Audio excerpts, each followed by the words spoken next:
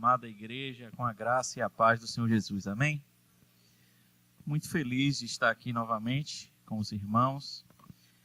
Quero desde já agradecer primeiramente ao Senhor pela oportunidade. É com temor e tremor que a gente vem aqui à frente, assume essa responsabilidade e que seja tudo feito para a glória de Deus. Amém, irmãos? Às quartas-feiras, irmãos, nós, o pastor Bruce, tem trabalhado com a carta aos Efésios e tem pregado expositivamente nessa carta, ok? Hoje à noite eu estarei dando continuidade. Nós chegamos ao último capítulo, o capítulo de número 6, e hoje nós vamos trabalhar com os versículos 5 a 9, amém? Vamos começar orando. Senhor, nós te louvamos, ó Deus, bendizemos ao teu nome. Senhor, nós glorificamos ao Senhor, o único Deus verdadeiro, Criador dos céus e da terra. Nós te louvamos, ó Deus, por tua rica bondade e misericórdia, porque o Senhor nos alcançou quando nós éramos inimigos teus, Senhor. O Senhor nos amou primeiro e nos deu seu Filho Jesus Cristo, Senhor nosso, a morrer na cruz e a pagar o preço pelos nossos pecados.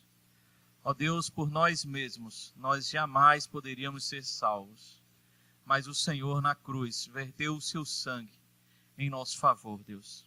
Nós glorificamos ao Senhor por essas verdades, pedimos ao Senhor nesse momento que por obra do teu Espírito Santo, o Senhor ilumine a nossa mente, ó Deus, abra o nosso entendimento e que nós possamos aprender mais do Senhor, da tua palavra, que o teu nome venha a ser glorificado neste momento de reflexão bíblica, Senhor.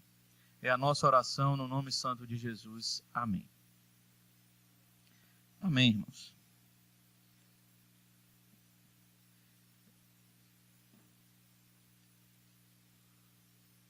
Bem, irmãos, antes de partirmos propriamente para o nosso texto, nós iremos relembrar algumas particularidades da carta aos Efésios.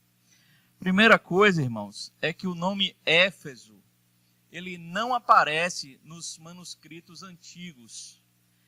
E por isso, alguns estudiosos acreditam que essa carta ela seria uma encíclica, que seria uma carta circular que deveria correr por todas as igrejas da Ásia Menor.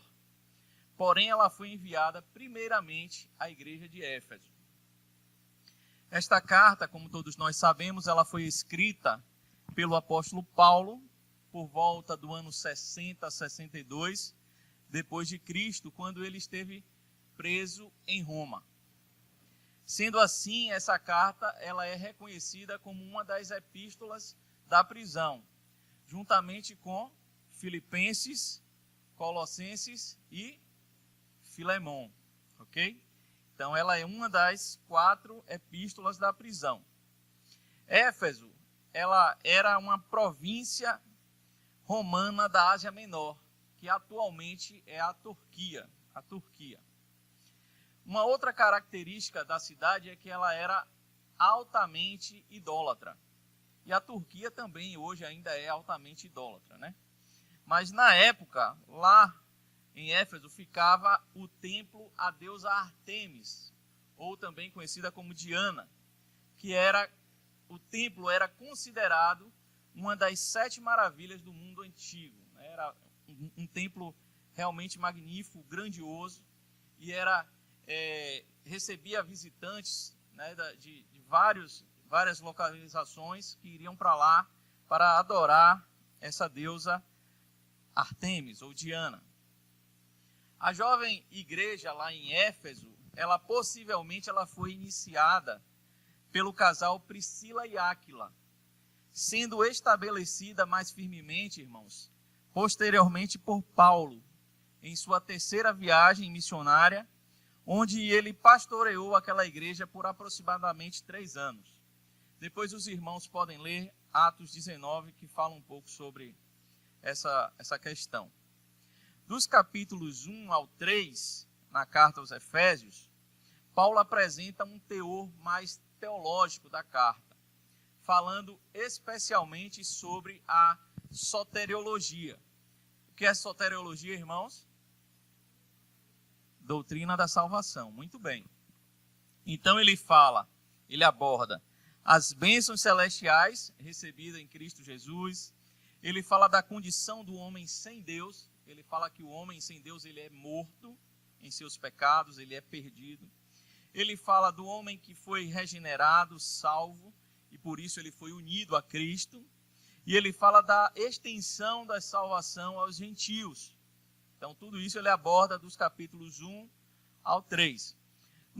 Dos capítulos 4 ao 6, Paulo ensina sobre a nova vida em Cristo na prática diária. Então ele passa a ensinar aqueles irmãos que compunham a igreja de Éfeso como eles deveriam proceder, né, como crentes, como novas criaturas em Cristo. Então ele aconselha no servir a igreja de Cristo, nos cristãos que deveriam ter uma vida de santidade, nos relacionamentos familiares também ele entra e ele fala sobre o relacionamento de maridos e mulheres, e suas esposas. E na última semana, na última quarta-feira, o pastor Bruce ele expôs o capítulo 6, do versículo 1 ao 4, que trata do relacionamento entre os pais e os filhos. Como é que os filhos e os pais eles devem proceder a fim de glorificar a Deus? Como é que eles devem agir para glorificar a Deus? Como é que deve ser esse relacionamento? Então o pastor Bruce falou sobre isso. E hoje nós iremos estudar, como eu já falei, Efésios capítulo de número 6, versículos 5 ao 9, que trata do relacionamento entre servos e senhores. Amém? Abra sua Bíblia, por favor, então. Efésios, capítulo de número 6. Nós iremos ler do versículo 5 ao 9. Acompanhe a leitura comigo, por favor. O texto nos diz assim: Quanto a vós outros, servos, obedecei a vosso Senhor segundo a carne, com temor e tremor, na sinceridade do vosso coração, como a Cristo, não agradando à vista como para agradar a homens, mas como servos de Cristo, fazendo de coração a vontade de Deus, servindo de boa vontade como ao Senhor e não como a homens, certo de que cada um, se fizer alguma coisa boa, receberá isso outra vez do Senhor, quer seja servo, quer livre.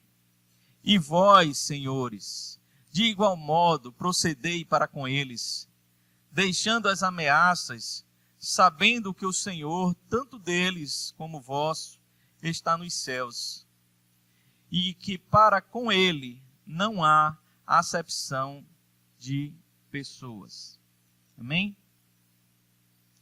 Então, irmãos, o texto, ele começa dizendo, no versículo 5, quanto a vós outros, servos. A palavra usada para servos no grego aqui é a palavra doulos, que significa escravo. As relações de trabalho no mundo antigo eram fundamentalmente relações escravistas. Então a relação de patrões e empregados era uma relação de escravos e senhores de escravos.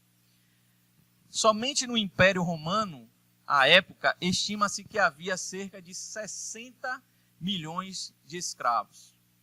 Era algo natural, algo comum no mundo, a escravidão.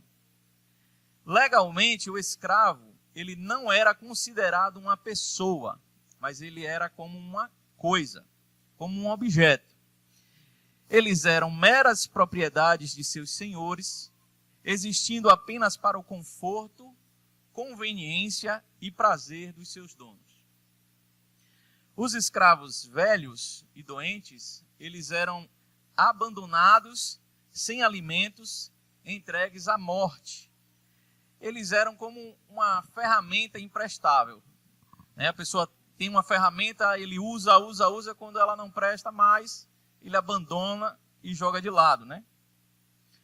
A legislação romana, a lei romana na época, dizia que os escravos eram apenas bens móveis, aos quais o senhor podia tratar como quisesse. Então, o senhor do escravo podia manter o tratamento deles como eles bem entendessem. Os escravos podiam ser torturados, eles podiam ser mutilados, ou seja, arrancar pedaços deles. Os dentes dos escravos, muitas vezes, eles eram arrancados, eles tinham seus olhos vazados, perfurados. Alguns deles eram jogados às feras e até mesmo crucificados. E é nesse contexto, irmãos, onde certamente muitos daqueles escravos que estavam ali compondo aquela igreja, com o ego ferido, eles não tinham nenhum apreço pelos seus senhores, que Paulo escreve essas palavras.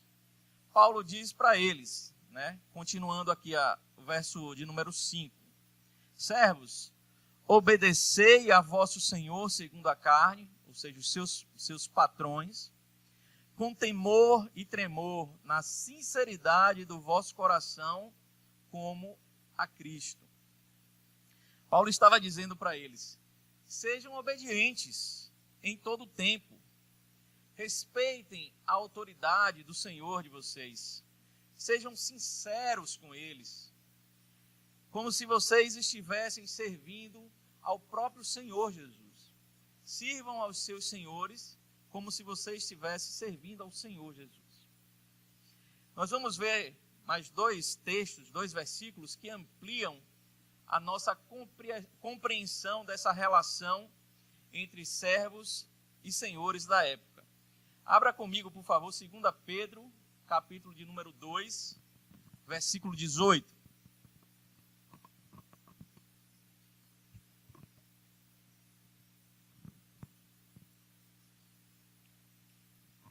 Segunda Pedro 2,18.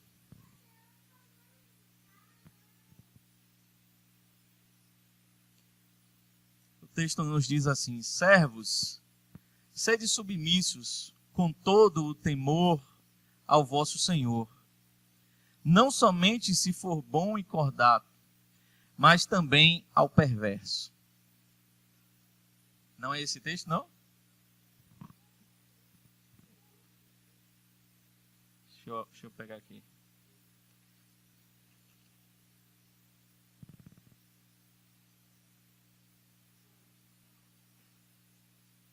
Eu acho que eu anotei o versículo errado mesmo. Mas bem, essas palavras... Deixa eu ver se eu... vamos ver se é, viu? Se eu não peguei errado.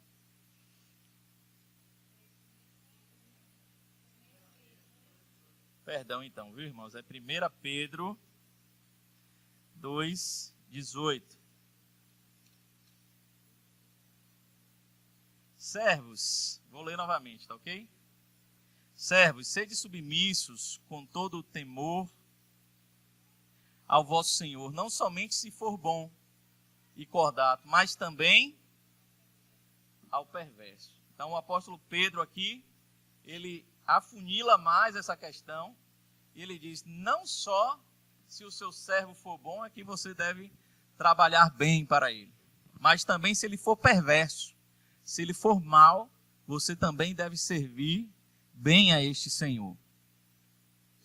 E o segundo versículo, ou melhor, 2 versículos, Colossenses, carta aos Colossenses, capítulo de número 3, 23 e 24.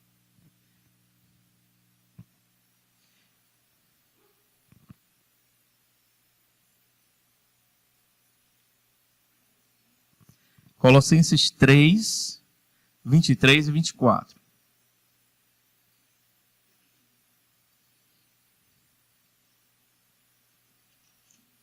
Vou até conferir aqui, viu? Está salvo aqui. O texto diz assim, irmãos.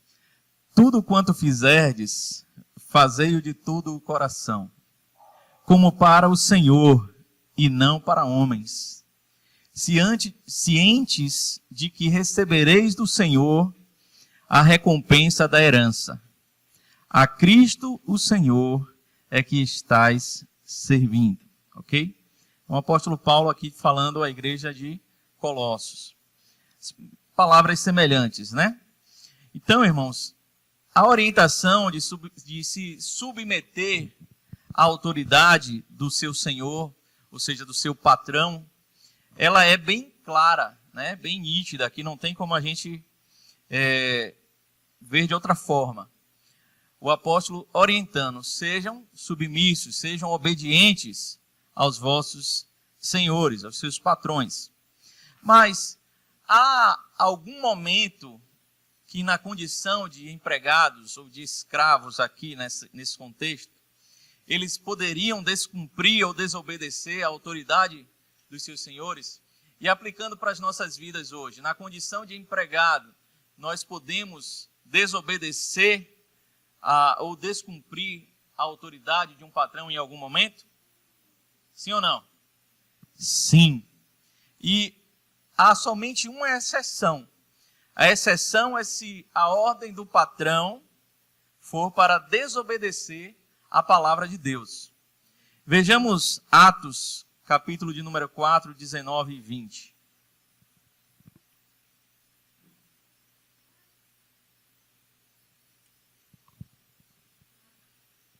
Atos 4, capítulo de número 4, versículos 19 e 20.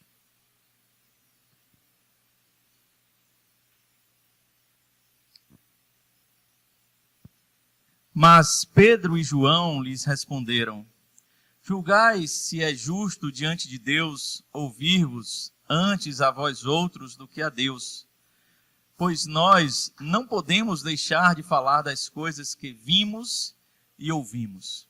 Neste contexto aqui, as autoridades da época estavam querendo proibir aos apóstolos que eles pregassem o evangelho. E aí ele diz: julgai se é justo diante de Deus ouvir a vós antes a vós outros do que a Deus. Deus disse que nós devemos pregar o evangelho. E aí ele estava dizendo: eu vou me calar porque vocês estão dizendo para eu me calar, se Deus disse que eu devo pregar. Então, assim também é nas nossas vidas, irmãos. Se de alguma forma nós estamos debaixo da submissão do nosso patrão, né? Se nós estamos trabalhando, estamos debaixo da autoridade deles, e eles querem de alguma forma nos impedir ou nos fazer descumprir a palavra de Deus, nós devemos então desobedecer a ordem desse patrão, porque nós devemos antes obedecer a Deus. Então, na ausência dos seus senhores, trabalhem, dediquem-se, esforcem-se, não façam corpo mole, pois o Senhor vê e honra. Então o Senhor honra o trabalho, o nosso trabalho, quando nós trabalhamos com esforço, com dedicação. Continuando o versículo 6, finalizando o versículo 6, diz: mas, como servos de Cristo, fazendo de coração a vontade de Deus. Então, como servos de Cristo, como crentes, o serviço daqueles escravos, eles deveria ser realizado de coração e de boa vontade. Ou seja, deve ser bem feito, com amor. Aquele trabalho ele deve ser feito de boa vontade, ou seja, não é por obrigação. Nós não podemos ir trabalhar como um fardo, como um peso. Nós devemos trabalhar bem para glorificar a Deus.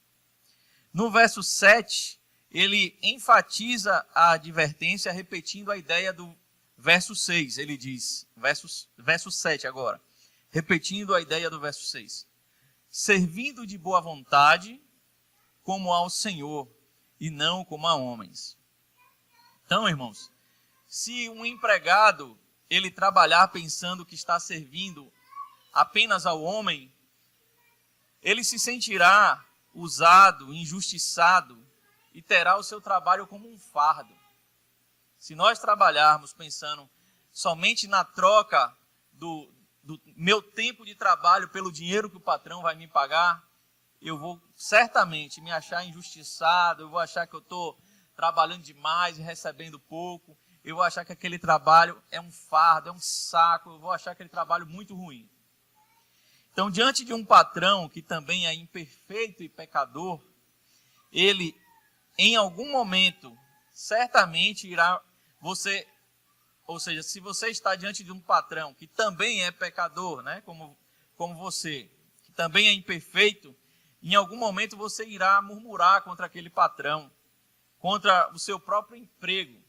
E quando a gente age dessa forma, murmurando pelo nosso trabalho, a gente está pecando contra o Senhor. A gente está pecando contra aquela pessoa, contra aquele patrão, mas estamos pecando primeiramente contra o Senhor, principalmente contra o Senhor. No verso 8 ele diz: certos de que cada um, se fizer alguma coisa boa, receberá isso outra vez do Senhor, quer seja servo, quer seja livre. Então Paulo mostra aqui que a recompensa do Senhor ela é certa.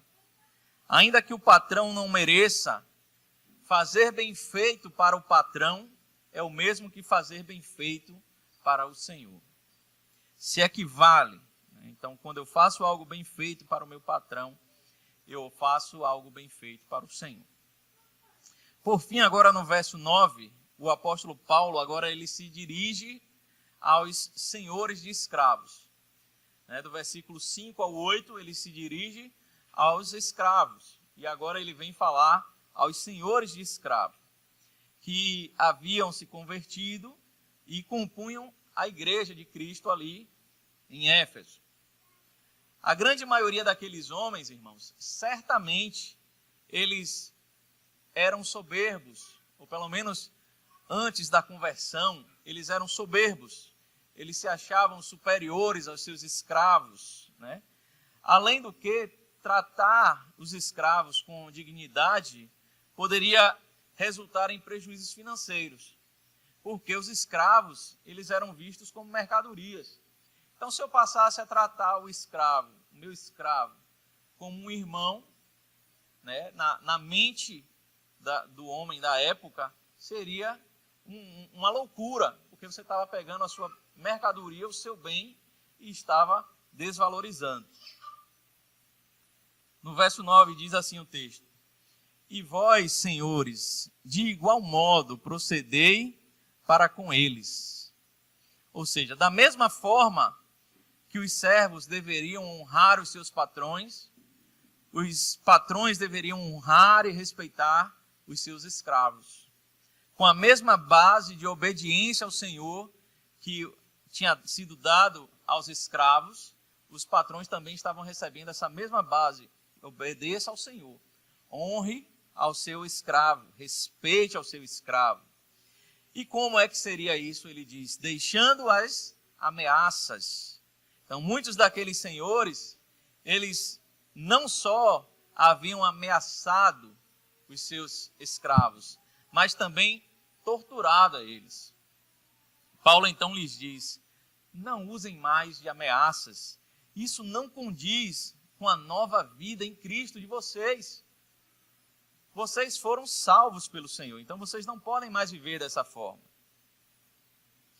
E por fim, a última parte do verso 9 diz, sabendo que o Senhor, tanto deles como vosso, está nos céus, e que para com ele não há acepção de pessoas. Então, o Senhor não faz acepção de pessoas. O que o texto está dizendo aqui é na condição do escravo e do senhor de escravo, né? O apóstolo Paulo ele estava mostrando, o Senhor que salva o escravo é o mesmo Senhor que salva o senhor do escravo. O apóstolo Paulo estava dizendo para eles, olha, vocês, os dois, ambos foram perdoados, ambos foram justificados, ambos foram salvos, vocês foram unidos a Cristo, ambos receberam o Espírito Santo. e também vocês se tornaram irmãos. Ambos fazem parte do mesmo corpo de Cristo. Ambos pertencem ao mesmo Senhor, que agora iria requerer deles o amor e a obediência, a fim de que glorificassem a Deus. Então, Paulo estava mostrando para eles que eles deveriam viver em conformidade, que eles deveriam viver em unidade, como corpo de Cristo. Irmãos, a admoestação de Paulo a estes irmãos que compunham a igreja de Éfeso, ela aplica-se igualmente a todos os crentes, também nos dias de hoje. Quer sejam empregados, quer sejam patrões. Há muitos crentes que pensam que podem separar a vida espiritual, o convívio da igreja com o restante da semana. Pensam eles que o trabalho é secular. Aqui a minha vida espiritual na igreja é uma coisa, quando eu saio daqui, o meu trabalho secular. Não, irmãos. Como crentes, para nós não existe trabalho secular. Todo o trabalho é para a glória de Deus. Tudo que nós façamos deve ser feito para a glória de Deus. Então, se você é motorista, como tem irmãos aqui que são, você deve ser o melhor motorista para glorificar a Deus. Se você é professora, seja a melhor professora a fim de glorificar a Deus. Se você é dona de casa, seja a melhor dona de casa. Cuide do seu lar para glorificar a Deus. Se você é um advogado, seja um advogado que glorifica a Deus com o seu trabalho. Empresário, para a glória de Deus. Seja qual for o seu ofício, faça o seu melhor para a glória de Deus. Tem um texto que nós conhecemos bastante, o pastor Bruce sempre menciona ele aqui, que é 1 Coríntios 10, 31. É possível que os irmãos até saibam sem a gente abrir a Bíblia. Que diz, portanto, quer comais, quer bebais, ou façais outra coisa qualquer, fazei tudo para a glória de Deus. Fazei tudo para a glória de Deus. Tudo que nós façamos deve ser feito para a glória de Deus. O trabalho é uma bênção de Deus, irmãos. Devemos trabalhar a fim de glorificar o nosso Senhor. Pensem por um instante, irmãos. Deus, Ele é o maior exemplo de trabalhador para nós. Ele trabalhou na criação do universo e de tudo o que nele existe. Ele fez a separação entre o mar e a terra. Ele fez os grandes astros, o sol, a lua. Ele fez as estrelas, os animais, as vegetações. Fez o homem do pó da terra. Ele fez tudo e viu que era bom. Ele fez tudo. E se a gente pensar quanto trabalho Deus fez, se pensarmos na pessoa do Senhor Jesus, Deus homem, Ele encarnou e veio a este mundo, e o que Ele fez? Ele trabalhou. Ele trabalhou duro como carpinteiro. Até os 30 anos de idade, aproximadamente, né? Jesus trabalhou. Depois ele deixa a carpintaria e vai fazer o trabalho que seu pai lhe designou. Que trabalho era? Pregar o evangelho para os perdidos. Ele realizou curas, sinais, ele perdoou e salvou pecadores. E hoje, irmãos, Deus trabalha? Sim, Deus continua trabalhando. Ele controla o tempo, Ele controla as eras, Ele controla a natureza, Ele refreia o pecado do homem. O Espírito Santo, Ele trabalha nos convencendo do pecado, da justiça, do juízo. Então Deus continua trabalhando e Ele é o maior exemplo para nós. Vocês creem nessa verdade de que Deus Ele trabalha? Caminhando para minhas considerações finais, irmãos, eu quero me dirigir a você que já creu em Jesus como seu Senhor.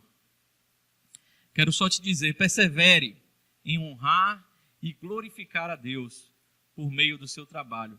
E lembre-se há uma recompensa para estes que trabalham para a glória de Deus. E quem recompensa é o próprio Senhor.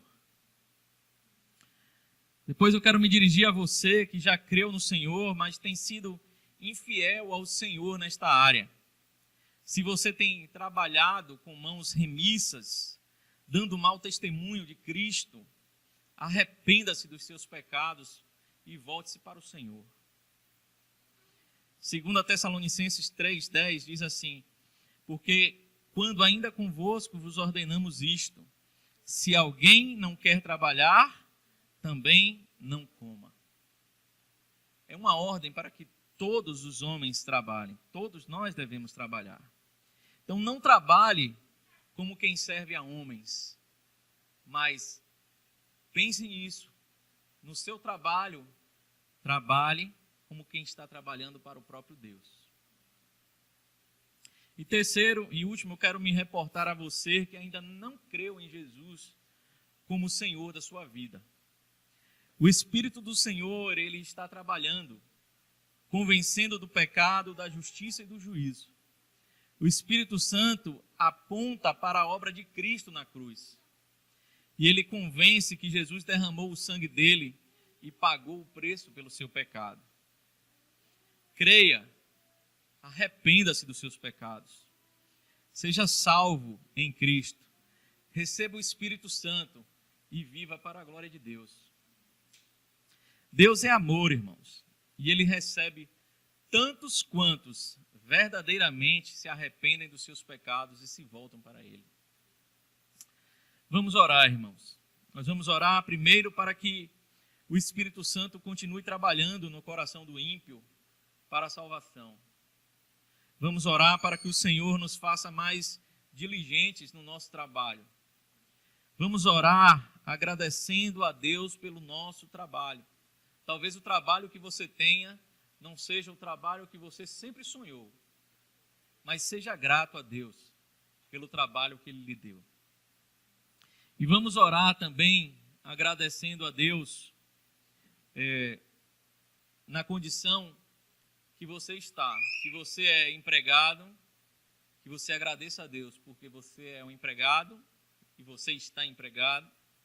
E ore ao Senhor também pelo seu patrão. E se você é um funcionário, se você tem funcionários, que você ore por eles. Que você apresente a vida dos seus funcionários em oração. Deus certamente se agradará disso, irmão. Porque o desejo do Senhor é que nós façamos tudo para a glória dEle. Amém, irmãos? Oremos. Senhor, nós te louvamos, ó Deus, por esta palavra, Senhor, que tem poder para transformar vidas, que tem poder, Senhor, para trazer pecadores perdidos que estão em trevas para a Tua luz, Pai. Senhor, que o Teu Espírito Santo possa trabalhar no coração dos ímpios, para que eles possam, Senhor, assim ser alcançados por Ti e possam ser salvos por Ti, Senhor. Nós oramos agradecidos, ó Deus, por nosso trabalho, que o Senhor, ó Deus, nos deu, que o Senhor preparou para nós. Te agradecemos, ó Deus, até mesmo pelas dificuldades, ó Deus, por tudo aquilo que temos enfrentado, Senhor. Nós queremos glorificar o Senhor por Teu zelo, por Teu cuidado para conosco, Deus. Abençoa, Senhor, o trabalho de cada um aqui presente. Abençoa, Senhor, que o Senhor faça prosperar, Senhor, o trabalho de cada um. Ó Deus, que o Senhor faça ser produtivo e faça, Senhor, que o trabalho de cada um venha glorificar o Teu nome, Pai. Senhor, nós te agradecemos por tudo, te agradecemos porque o Senhor trabalhou em nosso favor, morrendo na cruz pelos nossos pecados. O Senhor é o maior trabalhador que nós devemos ter por espelho, por exemplo. Ó Deus, que nós venhamos a Te glorificar todos os dias por estas verdades. É a nossa oração no nome santo de Jesus. Amém.